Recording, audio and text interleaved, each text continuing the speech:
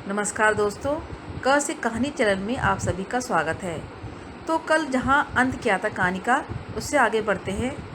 वैसे क्या लगता है, क्या दीपा कलकत्ता में ही रहेगी या संजय को भूल जाएगी? अपने उधेड़-बुन में फंसी हुई है और जिसके बारे में सुनना नहीं चाहती उसी के बारे में सोच भी रही है। ऐसा हमारी ज़िंदगी में हमेशा होता है। हम बड़े कंफ्यूज होते हैं कि कौन सा पसंद करें। ऐसा इसमें भी है। चलो देखते हैं क्या होता है कहानी में। तो ईरा का छोटा सा घर है,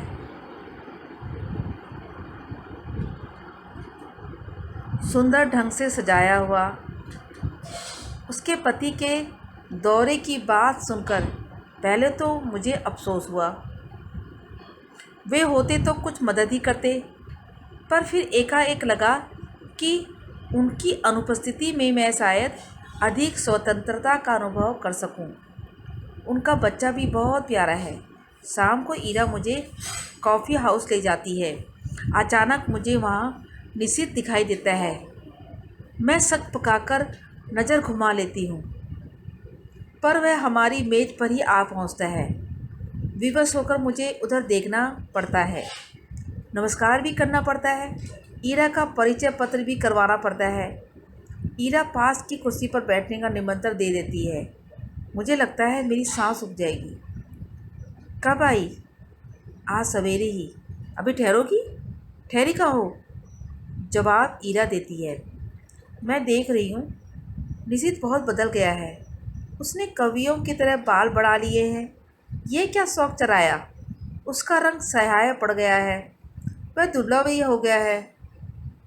विशेष बातचीत नहीं होती और हम लोग उठ पड़ते हैं। ईरा को मनु की चिंता सता रही थी और मैं स्वयं भी घर पहुंचने को उतावली हो रही थी। कॉफ़ी हाउस से धर्मतल्ला तक वह पैदल चलता हुआ हमारे साथ आता है। ईरा उससे बात कर रही है मानो वह ईरा का ही मित्र हो। ईरा अपना पता समझा देती है और वह दूसरे दिन 9 बजे आने का वायदा करके चला जाता है। पूरे 3 साल बाद निशित का यूँ मिलना, ना चाहकर भी जैसे सारा अतीत आंखों के सामने खुल जाता है। बहुत दुबला हो गया है निशित। लगता है जैसे मन में कहीं कोई गहरी पीड़ा छिपाए बैठा है। मुझसे अलग होने का दुख तो नहीं साल रहा है इसे। कल्पना चाहे कितनी भी मधुर क्यों ना हो, एक तृप्ति युक्त आनंद देने वाली क्यों ना हो, पर मैं जानती हूँ यह झूठ है। यदि ऐसा ही था तो कौन उससे कहने गया था कि तुम इस संबंध को तोड़ दो? उसने अपनी इच्छा से ही तो ये सब किया था। ओह, क्यों नहीं मैंने उसे पहचानने से इनकार कर दिया। जब वह मेज के पास आकर खड़ा हुआ तो क्यों नहीं मैंने कह दिया, माफ़ कीजिए, मैं आपको पहचानती ही नहीं। ज़रा उसका खिसियाना तो देखती। वह कल भी आएगा। मुझे उसे साफ साफ मना कर देना चाहिए था कि मैं उसकी सूरत भी देखना नहीं चाहती। मैं उससे नफ़रत करती हूँ। अच्छा है, आए कल। मैं उसे बता दूँगी कि जल्दी ही मैं संजय से विवाह करने वाली हूँ। यह भी बता दूँगी कि मैं पिछला सब कुछ भूल चुकी हूँ और यह भी बता दूँगी मैं उसे घृणा करती हूँ और उसे ज़िंदगी में कभी माफ़ नहीं कर सकती। यह सब सोचने के साथ साथ जाने क्यों मेरे मन में यह बात भी उठ रही थी कि 3 साल हो गए, अभी तक निशित ने विवाह क्यों नहीं किया?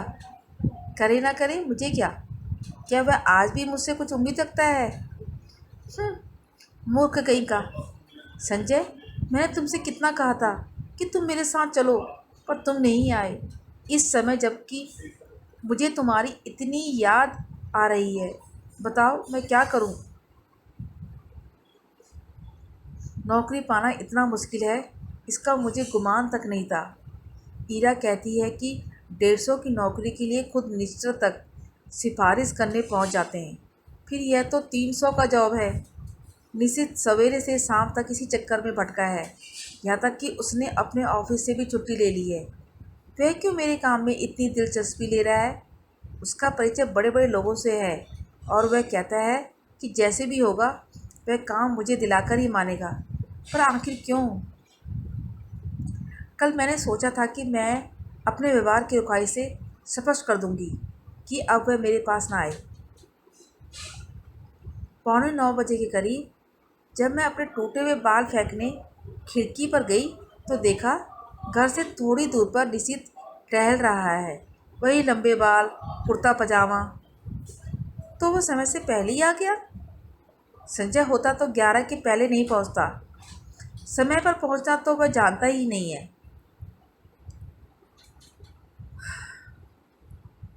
वहीं बैठे बैठे फ़ोन करके उसने इस नौकरी के संबंध में सारी जानकारी प्राप्त कर ली। कैसे क्या करना होगा उसकी योजना भी बना डाली। बैठे बैठे फ़ोन से ऑफिस को सूचना भी दे दी कि आज वह ऑफिस नहीं आएगा। विचित्र स्थिति हो रही थी मेरी। उसके इस अपना तो भरे व्यवहार को मैं स्वीकार भी नहीं कर पा रही थी, नकार भी नहीं पाती थी। सारा दिन मैं उसके साथ घूमती रही, पर काम की बात के अतिरिक्त उसने एक भी बात नहीं की। मैंने कई बार चाहा कि संजय की बात बता दूं, पर बता नहीं सकी। सोचा कहीं वह सुनकर यह दिलचस्पी लेना कम ना कर दे। आज उसके प्रयत्नों से ही तो मुझे काफ़ी उम्मीद हो चली थी। यह नौकरी मेरे लिए कितनी आवश्यक है। मिल जाए तो संजय कितना प्रसन्न होगा। हमारे विवाहित जीवन के आरंभिक दिन कितने सुख में बीतेंगे। शाम को हम घर लौटते हैं। मैं उससे बैठने को कहती हूँ, पर वह बैठता नहीं, बस खड़ा ही रहता है। उसके चौड़े ललाट पर पसीने की बूंदें चमक रही हैं।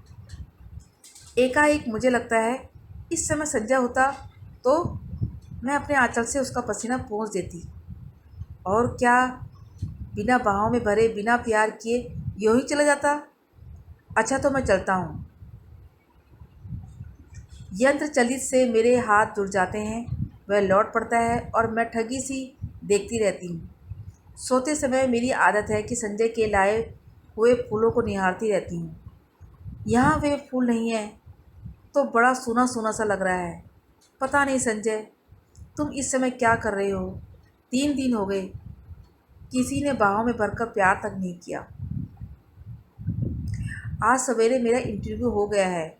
मैं शायद बहुत नर्वस हो गई थी और जैसे उत्तर मुझे देने चाहिए वैसे नहीं दे पाई। पर निशित ने आकर बताया कि मेरा चुना जाना करीब करीब तय हो गया है। मैं जानती हूँ यह सब निशित की वजह से ही हुआ। ढलते सूरज की धूप निशित के बाएं गाल पर पड़ रही थी और सामने बैठा निशित इतने दिन बाद एक बार फिर मुझे बड़ा प्यारा सा लगा। मैंने देखा मुझसे ज़्यादा वह प्रसन्न है। वह कभी किसी का एहसान नहीं लेता, पर मेरी खातिर उसने न जाने कितने लोगों को एहसान लिया। आखिर क्यों? क्या वह चाहता है कि मैं कलकत्ता आकर रहूं उसके साथ, उसके पास? एक अजीब सी पुलक से मेरा मन तन सिहर उठता है। वैसा क्यों चाहता है? उसका ऐसा चाहना बहुत गलत है, बहुत अनुचित है। मैं अपने मन को समझाती हूँ ऐसी कोई बात नहीं है। शायद वह केवल मेरे प्रति किए गए अन्याय का प्रतिकार करने के लिए यह सब कर रहा है। पर क्या वह समझता है कि उसकी मदद से नौकरी पाकर मैं उसे क्षमा कर दूंगी या जो कुछ उसने किया है उसे भूल जाऊंगी? असंभव। मैं कल ही संजय की बात बता दूंगी। आज तो इस खुशी में पार्टी हो जाए। तो दोस्तों, क्या लगता है आपको? क्या दीपा संजय को भूल जाएगी? क्या वो अपने मन से बात कर रही है? ऐसा अक्सर हमारे साथ होता है। हम जब बाज़ार जाते हैं कुछ चीज़ खरीदने के लिए, मान लो कपड़ा ही हो, हम कहते हैं नहीं ये पसंद आ रहा है। दूसरी दुकान में गए, वो ज़्यादा अच्छा था, पहला वाला ख़राब है। पर जैसे ही पहले के पास आते हैं, ओहो वो क्यों छोड़ दिया हमने। इसी उधेड़ बुन में दीपा भी लगी हुई है। अपने ही जवाब खुद ढूंढ रही है और उसे ढूंढने ही होंगे। वो सब उसके मन के विचार हैं। चलो देखते हैं क्या होता है। काम की बात के अलावा यह पहला वाक्य मैं उसके मुंह से सुनती हूँ कि आज तो इस खुशी में पार्टी हो जाए। मैं ईरा की ओर देखती हूँ। वह प्रस्ताव का समर्थन करके भी मन्नू की तबीयत का बहाना लेकर अपने को काट लेती है। अकेले जाना मुझे कुछ अटपटा सा लगता है। अभी तक तो काम का बहाना लेकर घूम रही थी, पर अब फिर भी मैं मना नहीं कर पाती। अंदर जाकर तैयार होती हूँ। मुझे याद आता है, निशित को नीला रंग बहुत पसंद था। मैं नीली साड़ी ही पहनती थी और मैंने इस बार भी नीली साड़ी ही पहनी। बड़े चाव और सतर्कता से अपना प्रस्थान करती हूँ और बार बार अपने को टोकती जाती हूँ, किसको रिझाने के लिए ये सब हो रहा है? क्या ये नीला पागलपन नहीं है? सीढ़ियों पर निशित हल्की सी मुस्कुराहट के साथ कहता है, इस साड़ी में तुम बहुत सुंदर लग रही हो। मेरा चेहरा तमतमा जाता है, कनपटियाँ सुर्ख हो जाती हैं। मैं चुपचाप ही इस वाक्य के लिए तैयार नहीं थी। वह सदा चुप रहने वाला निशित बोला भी तो ऐसी बात। मुझे ऐसी बात सुनने की जरा भी आदत नहीं है। संजय ना कभी मेरे कपड़ों पर ध्यान देता है, न ऐसी बातें करता है, जबकि उसे पूरा अधिकार है वह बिना अधिकार ऐसी बातें करे। न जाने क्या है कि मैं उस पर नाराज़ नहीं हो पाती, बल्कि एक पुल्क मैं सिहरन महसूस करती हूँ। सच, संजय के मुंह से ऐसा वाक्य सुनने को मेरा मन तरसता रहता है, पर उसने कभी ऐसी बात नहीं की। मैं 2.5 साल से संजय के साथ रह रही हूँ। रोज़ शाम को हम घूमने जाते हैं। कितनी ही बार मैंने श्रृंगार किया, अच्छे कपड़े पहने, पर प्रशंसा का एक शब्द भी उसके मुंह से नहीं सुना। इन बातों पर उसका ध्यान ही नहीं जाता। यह देखकर भी जैसे यह सब नहीं देख पाता। पर निशित ने यह बात क्यों कही? उसे क्या अधिकार है? क्या सचमुच ही उसे अधिकार नहीं है? नहीं है। जाने कैसी मजबूरी है, कैसी व्यवस्था है कि मैं इस बात का जवाब नहीं दे पाती हूँ। हम दोनों टैक्सी में बैठते हैं। मैं सोचती हूँ आज मैं इसे संजय की बात बता दूँगी। Sky room. निशित टैक्सी वाले को आदेश देता है। निशित बहुत सतर्कता से कोने में बैठा है, बीच में इतनी जगह छोड़कर कि यदि हिचकोला खाकर भी टैक्सी रुके तो हमारा स्पर्श ना हो। हवा के झोंके से मेरी रेशमी साड़ी का पल्लू उसके समूचे बदन को स्पर्श करता हुआ उसकी गोदी में पड़कर फड़फड़ाता है। वह उसे हटाता नहीं है। मुझे लगता है यह रेशमी सुवासित पल्लू उसके तन मन को रस से भिगो रहा है। मैं विजय के अकथनीय आहार से भर जाती हूँ। आज भी मैं संजय की बात नहीं कह पाती, चाहकर भी नहीं कह पाती। अपनी इस व्यवस्था पर मुझे खींच भी आती है, पर मेरा मुंह है कि खुलता ही नहीं है। मुझे लगता है कि जैसे मैं कोई बहुत बड़ा अपराध कर रही हूँ, पर फिर भी मैं कुछ नहीं कह सकी। ये निशित कुछ बोलता क्यों नहीं है? उसका ये कोने में दुबक्कर निर्विकार भाव से बैठे रहना मुझे कतई अच्छा ही लगता। एकाएक ही मुझे संजय की याद आने लगती है। इस समय वह यहाँ होता तो मेरा हाथ मेरी कमर में, उसका हाथ मेरी कमर में लिपटा होता। यूँ सड़क पर ऐसी हरकतें मुझे स्वयं पसंद नहीं, पर जाने क्यों किसी की बाहों की लपेट के लिए मेरा मन ललक उठता है। मैं जानती हूँ कि जब निशित बगल में बैठा हो उस समय ऐसी इच्छा करना या सोचना भी कितना अनुचित है, पर मैं क्या करूँ? अनुचित अवांछित दिशाओं की ओर मुझे लगता है उतनी दुर्गति से मैं भी बही जा रही हूँ जितनी तेज़ी से टैक्सी चली जा रही है।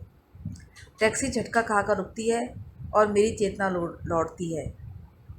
मैं जल्दी से दाहिना का फाटक खोलकर कुछ इस हड़बड़ी से नीचे उतरती हूँ, मानो अंदर निशित मेरे साथ कोई बदतमीजी कर रहा हो।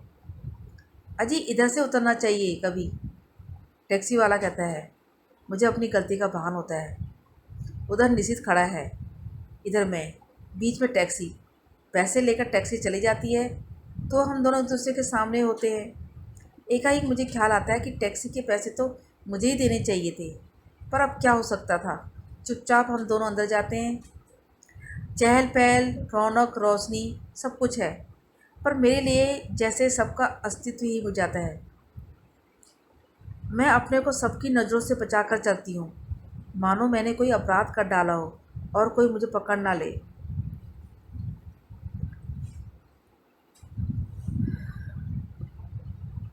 हैं?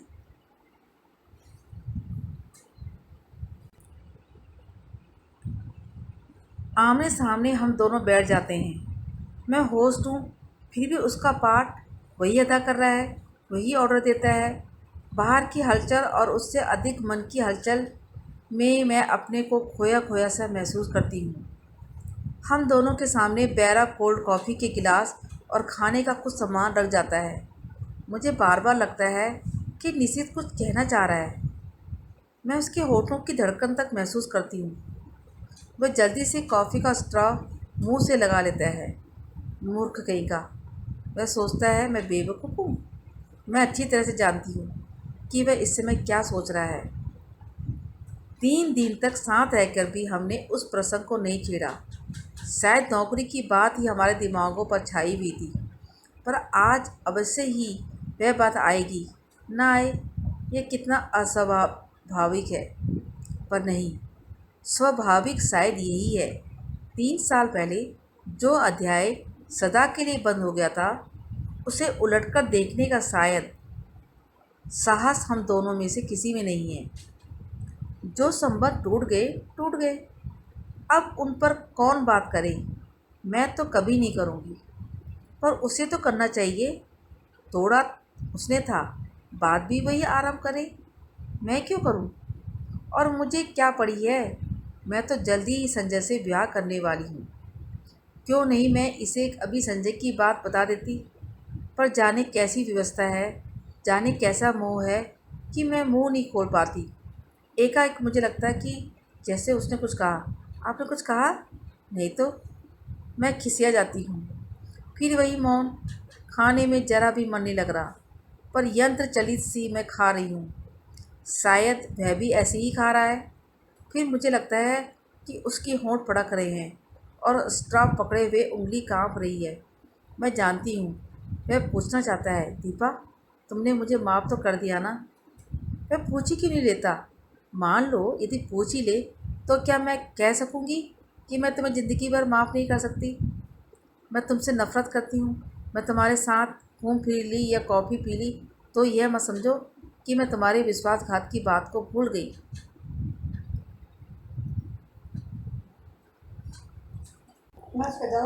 तो दोस्तों, ये कहानी का भाग मैं यहीं समाप्त करती हूँ। इसका अगला और अंतिम भाग अगले ब्लॉग में करूँगी।